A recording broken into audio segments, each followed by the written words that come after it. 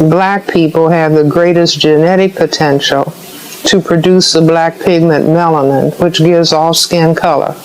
And since we have the highest level of genetically determined ability to produce this pigment that can cause white genetic annihilation. If Mr. Black and Mr. White live next door to each other, they have the same job, the same income, the same car, the same furniture. Yeah. They both walk out of the house in the morning. Good morning, Mr. Black. Good morning, Mr. White. Yeah. But Mr. White is still looking, but you've got something that I don't have. You're saying he's saying that he's subconsciously. Saying, right. Now, wait a minute.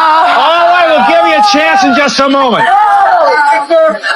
Not true. In reality, white skin is a genetic recessive status, not as said by Francis Welsing. Even though the white population says that people of color are minorities, you're genetically inferior because you are non-white. That it is the white population that is the minority, the minority on the planet. That's the reality you're saying. That's the reality. Yeah. That in spite of the fact that black people, non-white people have heard over and over again. Meaning that if you and I were to have a baby, the baby would have color, and you make the contribution and I don't. That white plus colored, well, wait a minute. It's not Francis Welsing that is concerned about the disappearance of white. There have been multiple articles in the newspaper talking about the decline of Western populations. Here, incidentally, this was the percentage of the West's population in 1900, turn of this century, about 30%. This is where we'll be less than 10% in the year 2075. Here's where we are about today, 15. So we're not having babies. So whites are not having babies, and there is the concern about white genetic annihilation. In other words, I look at, this is Dr. Martin Luther King's birthday holiday, and people will say, well, here's a man who talked about love. Why was he killed? And I say that the deeper logic is, what if all black and white people and non-white people and white people love? What would happen to white people? White would disappear. You see, just mix all of the people on the planet up together. In other words, if race didn't matter, or if color didn't matter, it follows with the jet plane. No, I'm not saying if it didn't matter. I'm saying that indeed, if there was a mingling, if we mixed all of the people presently on the planet, stirred them up, the white freckle-faced people would be gone. Genetic recessive status would disappear, because we have the greatest genetic potential to cause white genetic annihilation. Because you're the blackest. Because most color. Right. We have this ability to produce melanin pigment. We have more of it than anybody else. White people were envious of black people because white people lack skin pigmentation. And we went on from that point. But let me make one correction. My theory does not say that whites are inferior to blacks. I don't say that. I say that whites feel that they are inferior because they cannot produce skin pigmentation, and because their status as, I say, a variant of albinism is genetic recessive to blacks, and they can be genetically annihilated by non-white people, that this is what causes that sense of inadequacy, that they have built a total behavioral system that is a compensation. White supremacy is a compensation for a sense of white genetic inadequacy. I see. One other follow-up on that, and that is what background in genetics do you have to enable you to document that theory? Well, I'm a medical doctor, and all medical doctors receive or take courses in genetics, and this is very, very basic genetics, and it not only is very basic genetics, this is common lay knowledge, and we hear it, the dominance, the genetic dominance of black over white is heard in the expression, one drop of black blood makes you black. In other words, if you were to relate to a white female, the product of that relationship would be an individual that is identifiable as what is called non-white. They would have something, I mean, the curliness of the hair, the darkness of the skin would make the child look more like you than like the mother. I see. Dr. Welsing, your theory to me seems to infer some innate behavior on the part of a human being because they are, quote, black or white. Would you agree or disagree that the terms black and white are not genetic definitions? And if they are not genetic definitions, then how could your theory be true?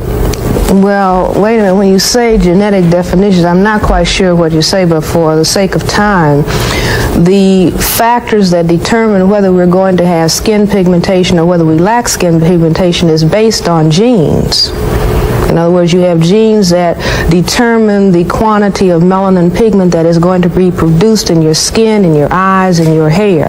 If you have a gene, a mutation towards an inability to produce that pigment, that is also genetically determined.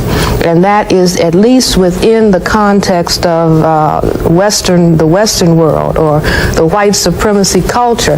The dominant classification of people, not as determined by Francis Welsing, but as determined by white people themselves, is your classification. Either you are white or you are classified as non-white. This is on your birth certificate. This is on every paper of identification that you have. This focus on skin coloration, I maintain, is based on the awareness on the people who are now in power that they are a minority. The white group represents a minority in the world population. And the color focus is something that is a psychological, I say a psychological necessity based on a genetic reality. So I don't know if this gets to your question. Now, any other thing that one might say that results from the absence of pigment, I mean, that's another discussion. I don't know whether you want to go into that. Well, following that logic, then, would it not be accurate to say that there would be a difference psychologically in light-skinned blacks from dark-skinned blacks? Well, psychologically, yes, and I think that we are all aware of that. Under white supremacy, the conditioning has been the closer you are to white, the more acceptable you are. So that, for example, all of us learned as we were growing up in the black community, if you are black, stay back. If you are brown, stick around. If you are yellow, you're mellow, and if you're white, you're right. And the appreciation of an individual, even within the black group itself, was very often based on the relative absence of skin pigmentation. And even within families, children thought that they were ugly if they were darker. And families, parents have said that to children. Even now, people want to know when a baby is just born in the hospital, some of the first questions that are asked by the black parents about the child or the black family members, is it light skin and does it have straight hair? To know how much value we're going to put on this new baby, because within the framework of the culture in which we live, the closer you are to white, the more you're considered beautiful, and perhaps under some circumstances, the more opportunities you will have. Well, Dr. Welsing, if it is true that you were dismissed from Howard because of your views on that subject, what would you say then of the application and the implications for academic freedom at Howard University? Well, I say that first of all, Howard University is a black university in name only. In other words, those who fund an institution within the framework of a political system, those who fund an institution determine what is going to be done within the framework of that institution. And so although Howard University is referred to as a black university and the majority of the student body is black and the majority of the faculty is black, still it is possible, I say it is possible, that those people who control the purse strings can say, we do not like such and such an ideology or philosophy that is coming out of this center. If this continues to come out, then we will not give you funds for building and we will not give you funds to continue the functioning of your center. Now you make your choice. Well, are you saying that this happened in your case, or was it simply the case of one dean saying this to you? I mean, well, let's put it this way. I can only suspect that it happened if you ask me to prove it, because I will say that the same funding forces or sources, if they said, well, we like very much what Dr. Welsing is doing. First of all, no one has been able to disprove what she's saying.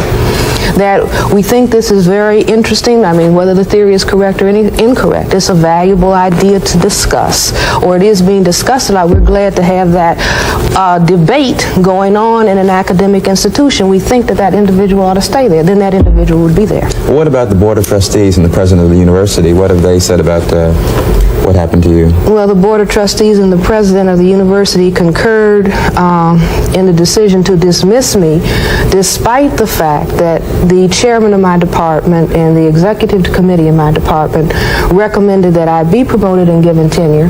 Also, the Committee on Appointments and Promotions within the College of Medicine also recommended that I be promoted and given tenure. So what do you do now then? What is your next step?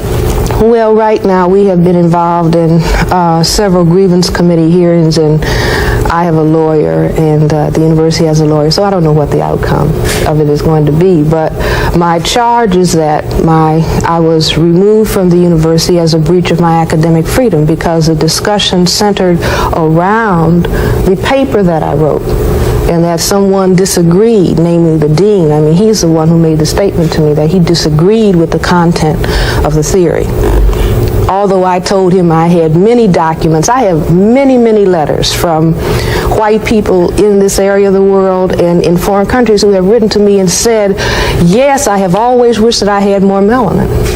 And I said that to the dean. I don't ask black people what white people think about themselves. I ask white people, or they will tell me what they think about themselves. And anybody who watches the phenomena of sun tanning, millions and millions and millions and millions of white people, the minute the sun is out, lying in the sun, taking the chance of getting skin cancer to get dark, cannot tell me that white people are satisfied with the way that they look. Dr. Welsing, you've charged, in a sense, that the climate of academic freedom at Howard University is threatened.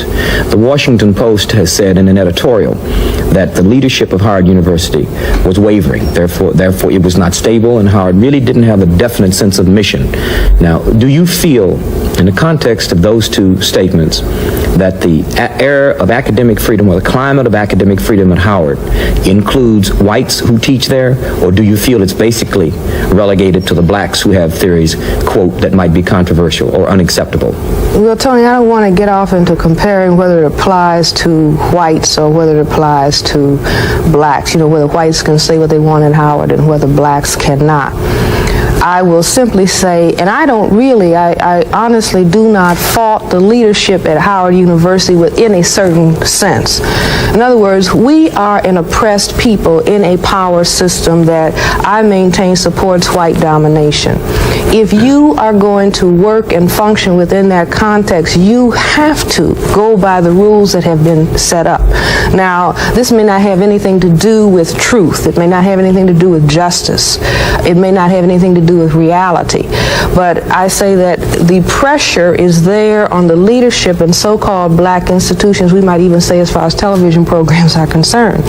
If you are going to say the wrong thing that makes the people who control the purse strings unhappy, then chances are that you are not going to have that opportunity very long. If what you are saying is conceived of as a threat to the status quo, or if what is being taught or what is being propagated in some way will change the minds of the listeners so that people begin to behave in a different way because they begin to think of things in a different perspective or from a different angle. Well, my question in asking for comparison of academic freedom vis-a-vis black professors, yes, or white professor, referred specifically to a case of a white professor from South Africa named, yes, Rubin, who has been dismissed, qualifiedly dismissed, or whatever it is, from the university, yes, and basically because the students did not believe he had the right to say what he wanted to say at the university, which parallels, if I'm following you correctly, the fact that you are alleging that you have been fired, in fact, because you had the temerity to say theoretically what you said. Well, let me just go, I look at that particular case as the case of Dr. Rubin, who the students had charged that he was negligent in his duties towards the student body. Now, all these charges have been washed away, but this was essentially, as I understand it, what happened. They alleged that he had done a couple of things that some people had said were racist, and also that he had been negligent in his responsibilities. Well, when that happened, all of the newspapers that are white-owned and supported went to his defense. How dare Howard University remove this individual who was an anti-apartheid, meaning an anti-white supremacy, anti-racist, took an anti-racist position in South Africa, that this man has, in quotes, demonstrated his interest in black people and non-white people. Now, I just look at that case in this way. Here is an individual that, as far as the media in the District of Columbia is concerned, they defended this man because he had taken an anti-racist, anti-apartheid position in South Africa. But there's Francis Welsing, who has written a paper and a theory on white supremacy, has to be dismissed from the same institution because I consider myself a counter-racist, a person who is moving against an unjust and negative force of white supremacy. But I have to be dismissed because I wrote a theory that was against white supremacy. But an individual who is classified as white, who took a position, so-called an anti-white supremacy position in South Africa, he is defended as being someone who should be at a black institution. Defended at least by the media. Do you see what I'm saying? Because one of the papers in Washington, the Evening Star, in an editorial said, well, apparently Howard University has a small group of racists, meaning black people who are supposed to be against white people, you know, faculty and students who are anti-white, and now it's time to weed out all of the other black people who have an anti-white position. Now, this is said in a city in which there are two major white universities who have very, very small black student bodies and very, very small percentages of blacks on their faculty. But there's no examination or no gross criticism of the white dominance and presence at the two white institutions, but let's weed out if there are other black people who in any way can be looked at as being against whites, well then attack that black center. And it's a lot of chaos and confusion, but I think that if it is understood the dominant dynamic in this area of the world, the dominant dynamic that is going on throughout the world is white domination. I don't think that anyone can refute that. The persons who have the power in the world today, all of it is in the hands of people who themselves classify themselves as white as opposed to non-white. That is where the power is. If we understand that, we can understand everything else. We have time for one short question and one short response. Oh, I see.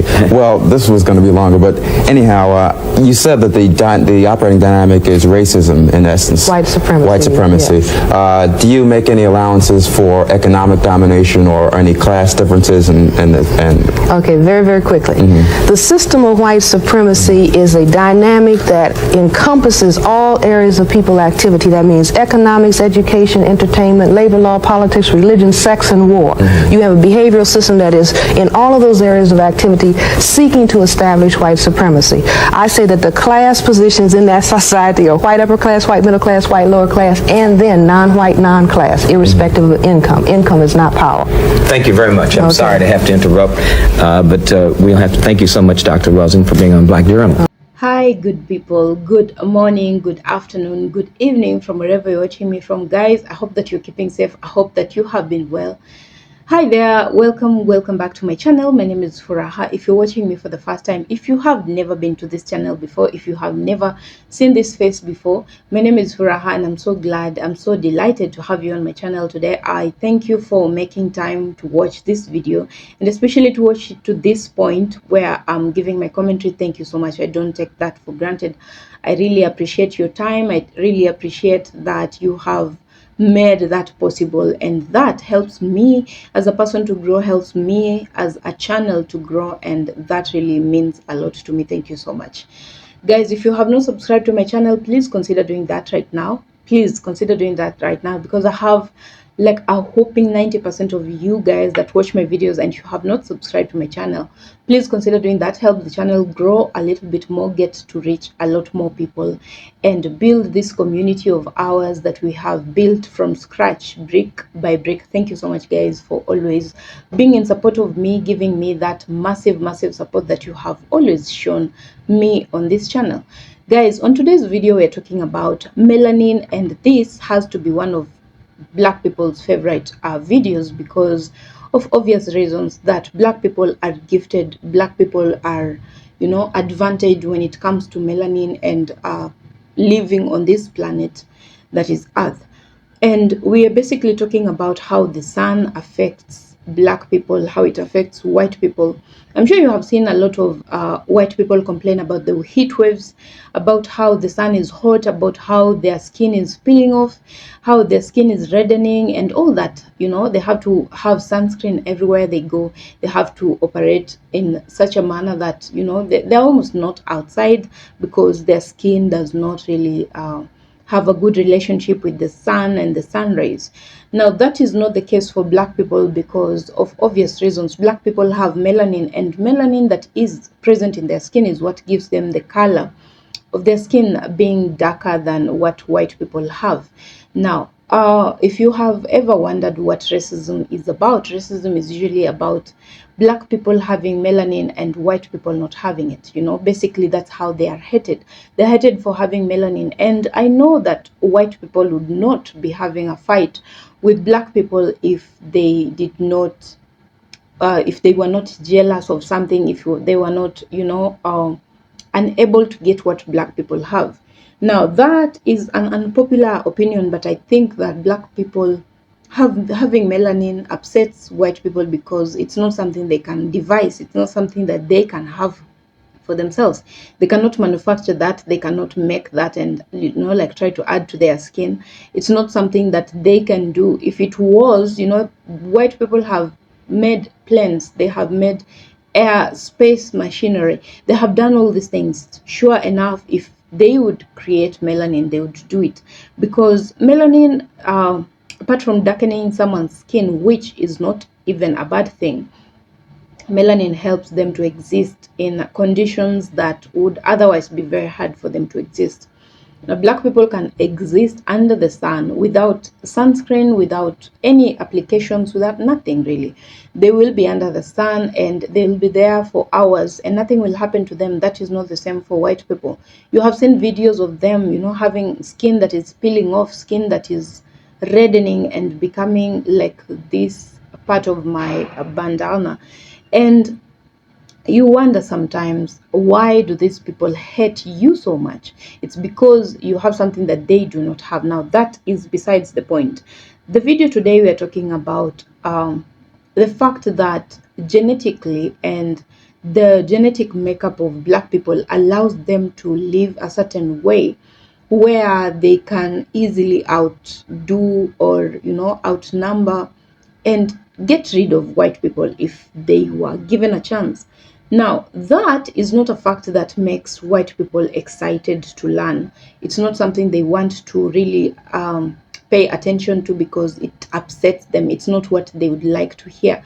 White people only like to hear when they are on the receiving side of good things, but when you're talking about things that are affecting them negatively, they do not like that. And especially when black people are on the advantaged side, that makes them really mad and upset.